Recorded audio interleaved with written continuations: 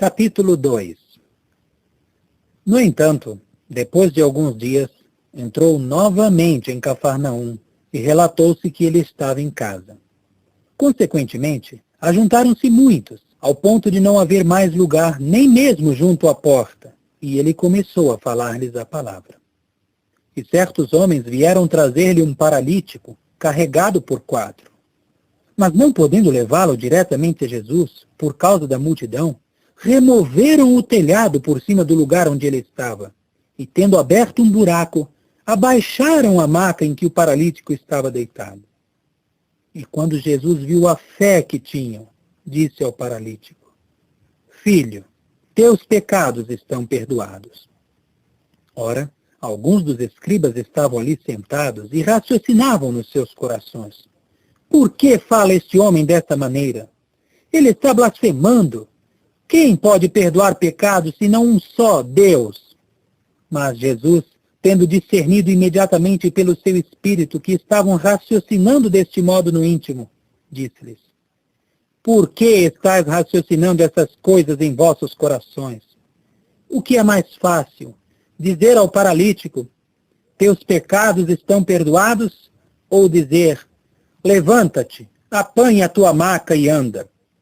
Mas a fim de que saibais que o Filho do Homem tem na terra autoridade para perdoar pecados, ele disse ao paralítico: Eu te digo, levanta-te, apanha a tua maca e vai para a tua casa. Com isso, este se levantou e apanhou imediatamente a sua maca e saiu andando na frente de todos, de modo que todos ficaram simplesmente arrebatados e glorificaram a Deus, dizendo: Nunca vimos nada igual. Novamente, foi para a beira do mar, e toda a multidão vinha a ele, e ele começou a ensiná-los. Mas, ao passar para diante, avistou Levi, o filho de Alfeu, sentado na coletoria, e disse-lhe: Sê meu seguidor. E ele, levantando-se, seguiu-o. Mais tarde, aconteceu que estava recostado à mesa, na casa deste, e muitos cobradores de impostos e pecadores se recostavam com Jesus e seus discípulos, pois havia muitos deles, e começavam a segui-lo.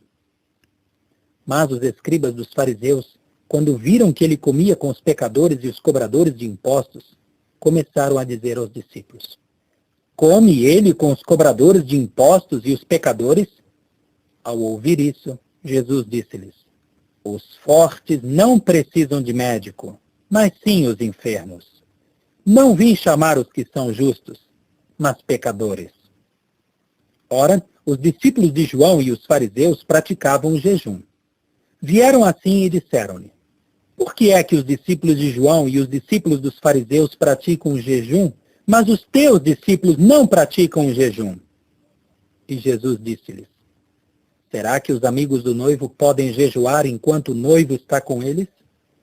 Enquanto tiverem o noivo consigo, não podem jejuar. Mas virão dias em que o noivo lhe será tirado, e então, naquele dia, jejuarão. Ninguém costura um remendo de pano não pré-encolhido numa velha roupa exterior. Se o fizer, a sua plena força o arrancará dela, o novo da velha, e o rasgão ficará pior. Também, ninguém põe vinho novo em odres velhos. Se o fizer, o vinho rebentará os odres, e se perderá tanto o vinho como os odres. Mas põe-se vinho novo em odres novos. Aconteceu então que ele estava passando pelas searas no sábado, e seus discípulos em caminho principiaram a arrancar espigas. De modo que os fariseus foram dizer-lhe: Olha, por que fazem eles no sábado o que não é lícito? Mas ele lhes disse: Nunca lestes nenhuma vez o que Davi fez quando passou necessidade e ficou com fome, ele e os homens com ele? Como entrou na casa de Deus, no relato sobre Abiatar, o principal sacerdote, e comeu os pães da apresentação, os quais não é lícito comer, a não ser aos sacerdotes, e deu também deles aos homens que estavam com ele? Prosseguiu assim a dizer-lhes: O sábado veio à existência por causa do homem, e não o homem por causa do sábado. Portanto, o Filho do Homem é Senhor até mesmo do sábado.